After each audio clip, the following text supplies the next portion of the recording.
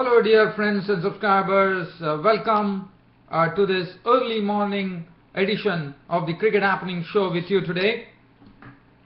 Well, on this Cricket Happening Show, what you are going to look at is the first one-day international of the two-match series which was played between Pakistan and New Zealand, which resulted in a very comfortable victory for New Zealand as they won the match by a comfortable 7 wickets inside 40 overs. And one news which is coming, as you know, West Indies cricket is something which has been riddled with problems, a lot of things happening.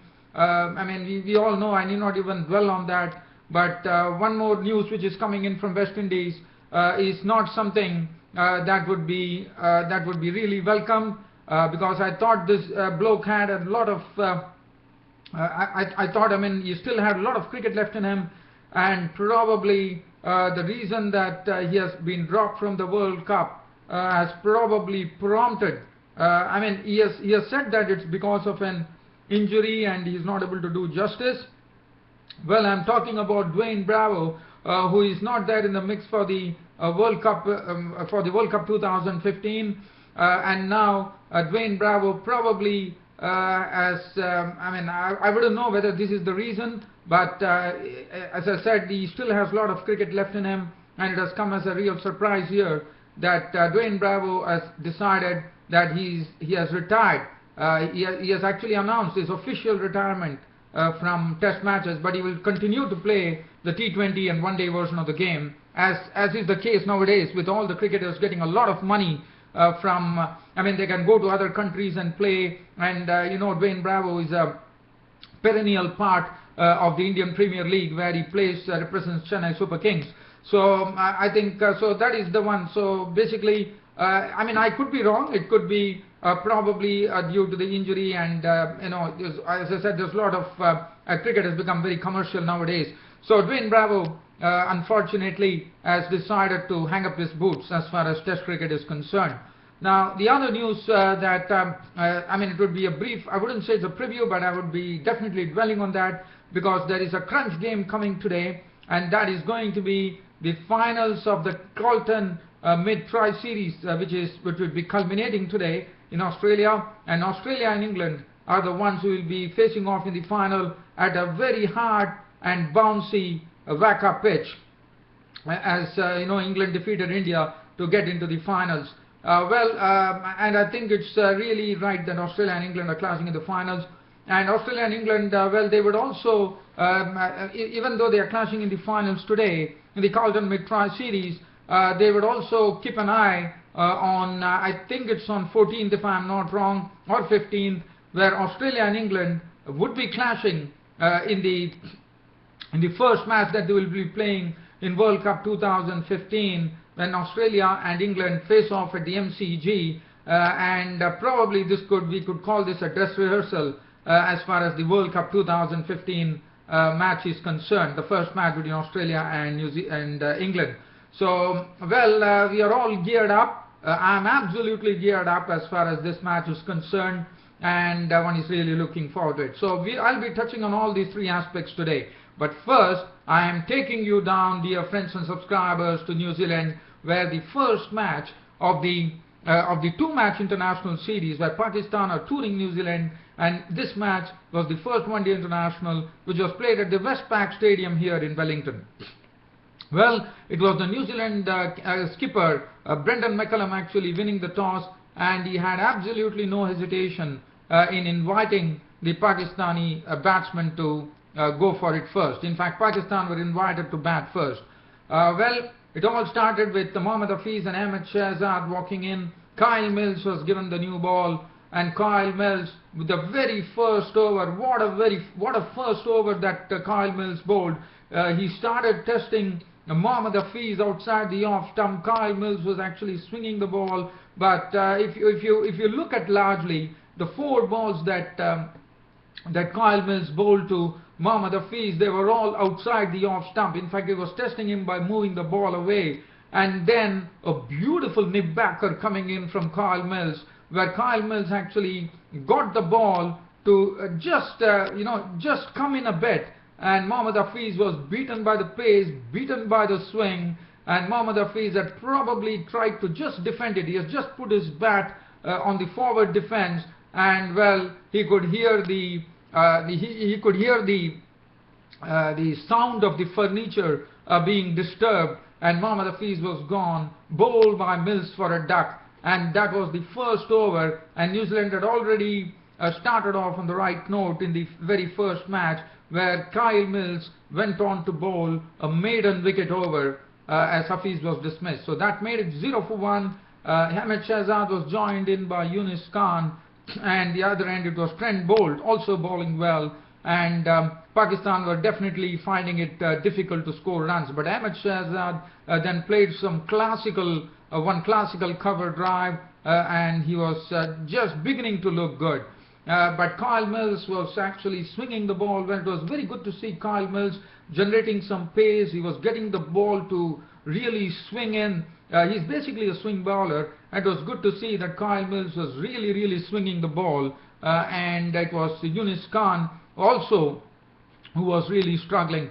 And then Yunus Khan, well, he hit one very good boundary. The one boundary that Yunus Khan scored was a typical Yunus Khan special, as he beautifully covered drove a boundary, and he had reached 9 runs. And that was the time Kyle Mills, as I said, was bowling superbly yesterday. He came in and he delivered a beautiful swinging delivery to Yunus Khan. Yunus Khan was probably shaping to actually put it down the leg side, missed it, and that was it. You miss, I hit, and that was precisely the case, as Mills actually hit him on the pad, and the umpire had raised the finger. Yunus Khan gone for 9, and in fact Ahmed Shahzad was the next to go. I'm sorry, it was Trent Boult who was actually bending the ball well, and which he does very well, as you know. His stock ball is the in-swinger.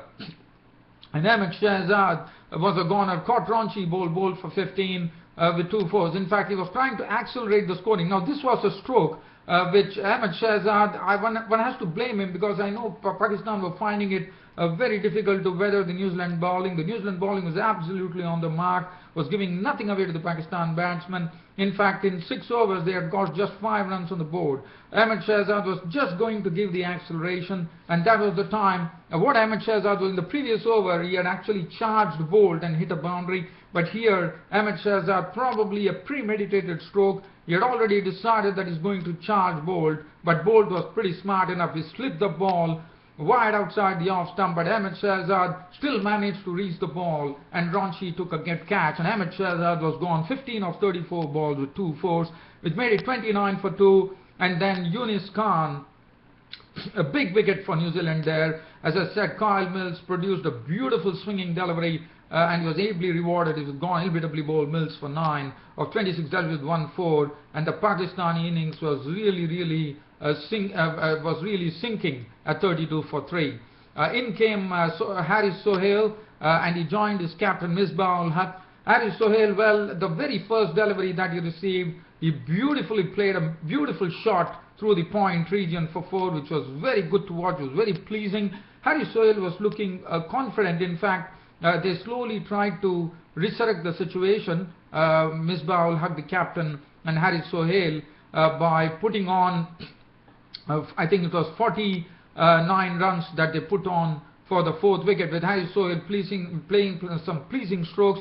Misbah-ul Haq was really waiting for the opportunity for a loose ball, but at the same time Misbah-ul Haq was ensuring that he was trying to keep the scoreboard ticking, even though, as I said, the New Zealand bowling was absolutely superb.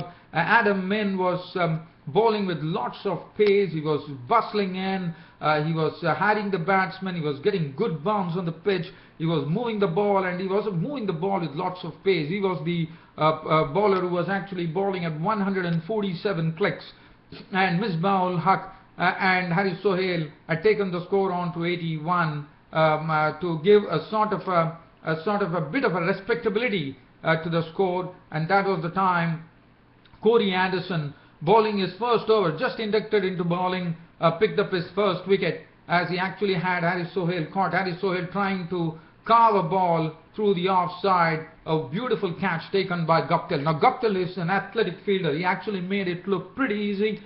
He moved in an athletic way. He dived onto his left, and picked up the catch inches off the ground. What a catch that was. Ari Sohail gone, caught Guptill, bowled Anderson for 23 of 38 deliveries with 3 fours. The score was 81 for 4 and Harris departed. In came in Umar Akmal.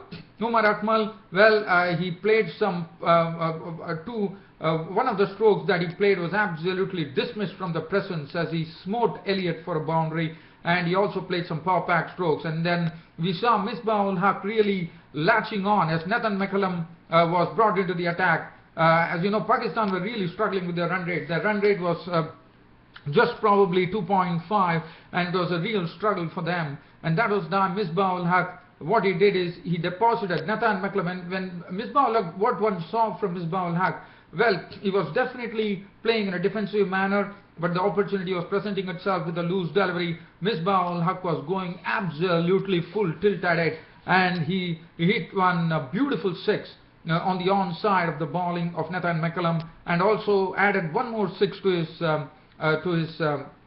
score there. He hit 2 sixes, and both the sixes were hit of Nathan McCullum down on the onside, but it was ferocious power, one could say.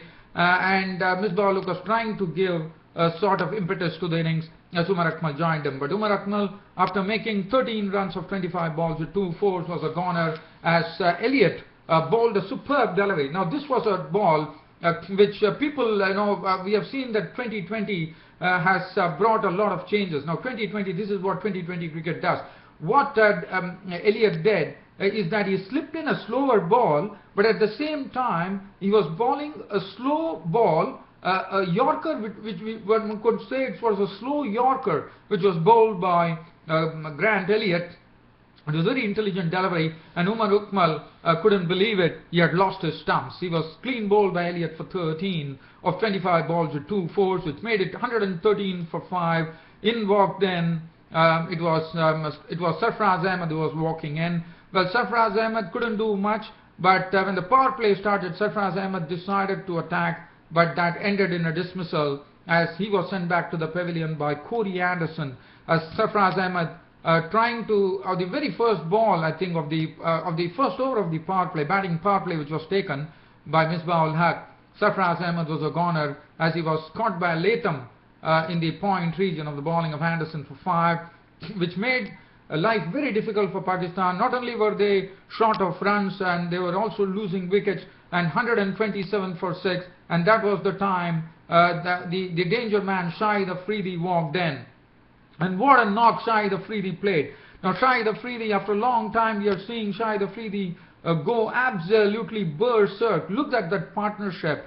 He came in, and well, as you know, for Shahid Afridi, as a player like Shahid Afridi, the situation is not something that he's going to look at, and that's what he precisely did. The very first ball that he received from Anderson disappeared for a boundary. It was hit with tremendous force by Shahid Afridi over the top of the cover region for a boundary, and after that there was no stopping Shahid Afridi. Shahid Afridi was going absolutely belting the bowling. He was swinging hard and he was connecting, and the ball was just flying in all directions, sometimes over the fielder, sometimes into the fence, sometimes over the fence, and Shahid Afridi was totally blasting. And what a partnership we had. He came in when the score was 127 for 6. As I said, Pakistan was struggling for runs. They had lost wickets.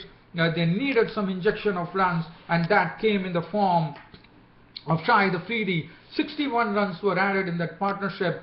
Probably we are looking at probably 6 overs or 7 overs, and 61 runs thanks to Shahid Afridi. He went on swinging. He hit Nathan McCullum for 2 sixes in a single over. Corey Anderson was manhandled. Elliott was, I think, Adam Min, who was trying to bowl lots of pace, trying to test him by bowling some short deliveries. But Shahid Afridi was seeing to it that all the balls were actually disappearing for 4s or 6s. And Shahid Afridi was also dropped by Brendan McCullum. But Shahid Afridi continued to entertain as he blasted 67 of 29 deliveries with 9 4s and 3 6s to really give some respectability to this Pakistan innings as the score reached 198. But Misbah-ul-Haq, after making 58, trying to do what Shahid Afridi was doing, was gone as he was caught by Latham of the bowling of Grant Elliott for 58 of 87 balls with 4 4s and 2 6s. and then Shahid Afridi provided the fireworks, and he was looking menacing, let me tell you that. 203 for 8 when Bilawal Bhatti was gone to bold, and then Hassan Adil was out for 6, but Shahid Afridi entertained the Westpac Stadium in Wellington with a blasting innings. He blasted 67 of 29 deliveries, 9 fours and 3 sixes, and I'm told that 7 times in his career Shahid Afridi has actually scored a 50 of 22 balls. So such was his awesome power. But as I said, thanks to Shahid Afridi, Pakistan could at least muster 210 runs to actually have a ball at New Zealand. The bowling was absolutely superb. Kyle Mills, absolutely, I would say, the centerpiece of bowling today. Kyle Mills bowling superbly, swinging the ball, adding a bit of pace too. 10 overs, 2 maidens, 29 runs and 2 wickets. Trent bowled economically, 9 overs, no maiden, 2 for 25. Adam Min was very impressive with his, because pace was going up a notch. 10 overs, no maiden, 1 for 43. Nathan McCullum, 6 overs, none for 37. Cody Anderson, 6 overs, 2 for 47. Grant Elliott, 4.3 overs, no more than 26 runs and 3 wickets. Some intelligent bowling from Grant Elliott, I thought. As far as New Zealand were concerned, they were given a target. I'm going to rush through this, dear friends, subscribers. Martin Guptill and Brendan McCullum gave a good start. In fact, Brendan McCullum went after the bowler and cracked him for 4 boundaries in a single over. But Brendan McCullum was the first to go. Caught by Shahzad of the bowling of Bilawal Bhatti, trying to play an aggressive stroke. He was gone for 17 of 12 balls with 4 fours, which made the score 31 for 1. And as I said, Brendan McCullum and Guptill were going like a train. Martin Guptill was also cracking boundaries aplenty. And Martin Guptill was looking confident, and it was good to see that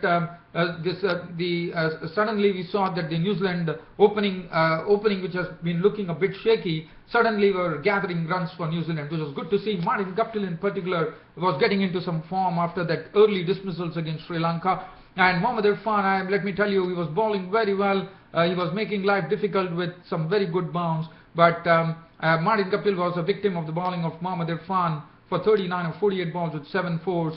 And Latham trying to have a cut at Shahid Afridi was caught by Sarfraz Ahmed for 23 of 28 balls with 5 fours. But then once the score at 101 for 3, they were absolutely not in any bother, I would say, because they had Ross Taylor and Grant Elliott. Ross Taylor definitely tested by Mohammad Irfan's bounce, was really severely tested, one could say. But Ross Taylor then played a very good, like an anchor man's knock there of an unbeaten 59 of 81 balls with 4 fours. And Grant Elliott was playing some attractive strokes in his unbeaten 64 of 68 balls with 8 fours. And they saw the team through, and not only that, they won the match in under 40 overs as New Zealand won the first one-day international by 7 wickets. The bowling, Mohammad Irfan, well, the bowling figures doesn't reflect that, but I thought he really bowled well by generating a lot of bounce in the initial stages. Mohammad Irfan, 10 overs, 2 maidens, 60 runs and 1 wicket. Bilawal Bhatti, 8 overs, costing 51 runs. Hassan Adil, 7.3 overs, no maiden, none for 44. But Shahid Afridi absolutely stood out with the ball too. 10 overs, no maiden, 1 for 39. Haris Sohail bowled 4 overs for 16. And Grant Elliott, for playing some pleasing strokes and also bowling well, picked up the Man of the Match award. So the first one-day international between New Zealand and Pakistan, New Zealand actually winning the match by 7 wickets, and they are 1-up in the 2-match series. So now the onus will be on Pakistan to level the series in the second one-day international, which would be the final one. Now, just very briefly, I'm going to touch on this. As I said, Dwayne Bravo has decided to retire from test matches, which is absolutely sad. I thought there's a lot of cricket left in him. And just to give you the career graph of Dwayne Bravo, well, he played 40 tests, and he has scored 2,200 runs. He's retiring from test matches with a very good average, a decent average of 31.42. He had 3 centuries in test matches, and as far as wickets were concerned, he picked up 86 wickets, and twice he had 5 wicket bags in his test career. Very sad. Dwayne Bravo has always been a very good contributor to West Indian cricket, but I thought probably certain things have actually prompted Dwayne Bravo, even though Dwayne Bravo has really mentioned that he feels that he would rather like to do what he is best, and probably due to the injuries he suffered, he has probably decided that he won't be part of the test matches anymore. So that has really come as a surprise. But I wish Dwayne Bravo very well in the T20s and the one-day internationals, that he would be continuing to play. Well, And just coming to the last thing on this cricket happening show between, as I said, today is the culmination of the Carlton Mid Tri-Series at final, which is going to be played at WACA in Perth. Between Australia and England will be contesting the final, and one is really looking forward to it. As I said, this is a dress rehearsal for the first match that Australia and England will be clashing on in the World Cup at the MCG. And well, it is going to be a very good match, no doubt about it. Australia are absolutely breathing fire right now. Their batting is coming together. The bowling, in fact, they are absolutely strengthened with Mitchell Johnson coming into the mix. So I think it's going to make an awesome bowling combination of Mitchell Johnson and Mitchell Starc sharing the new ball, Josh Hazlewood supporting him, and James Faulkner. Feeling is that Australia should be well placed, but England are also in pretty good form. Their young brigade is doing the job pretty well. England are also looking pretty confident because the openers have been doing a good job. Ian Bell in particular has been amongst the runs. Moeen Ali, the other day we saw he cracked Patrick Cummins for 3 consecutive sixes, and then James Taylor and Josh Butler in the match against India showed how they can actually nurture the English innings, and they could be the players for the future. James Taylor has some unorthodoxy, but nevertheless, what is the bottom line is that as long as you are getting runs, you are good, and that's what precisely he is. Joe Root, well, I thought Joe Root has been not really having a very good tri-series. Probably the finals would be the one which is going to spur him on to play a good knock here. Morgan, well, barring that century, he has not come into his own. One would love to see Morgan go and clatter the Australian bowling. Ravi Bopara has not shown anything of note in this tri-series. Probably that is also his chance also coming up there. And the bowling is looking pretty sharp. Stephen Finn has been bowling pretty well supported by James Anderson. James Anderson and Stephen Finn have been amongst the wickets in this tri-series. Stuart Broad is just hitting his straps, one could say. Chris Wokes has already proved that he's a real bowler to contend with. He's a much improved bowler now, and I think both the teams are having a very good bowling combination. The batting is also looking strong. I would say it's even Stevens here at the WACA, at the Western Australian Cricket Association Stadium in the finals in Perth, and one is looking forward to this battle. And looking at the Australian, I thought Glenn Maxwell, well, they're also having Mitchell Marsh and Glenn Maxwell coming into the Mitchell Marsh coming into the team. So Australia's the all-round skills are also absolutely strengthened here with Mitchell Marsh coming into the mix. So they have some very good all-rounders, Mitchell Marsh, James Faulkner, Mitchell Johnson himself, and I think we are going to have a real finals being played. As I said, both the teams would be really looking to know what exactly to do, because this is a sort of a dress rehearsal for them, I repeat,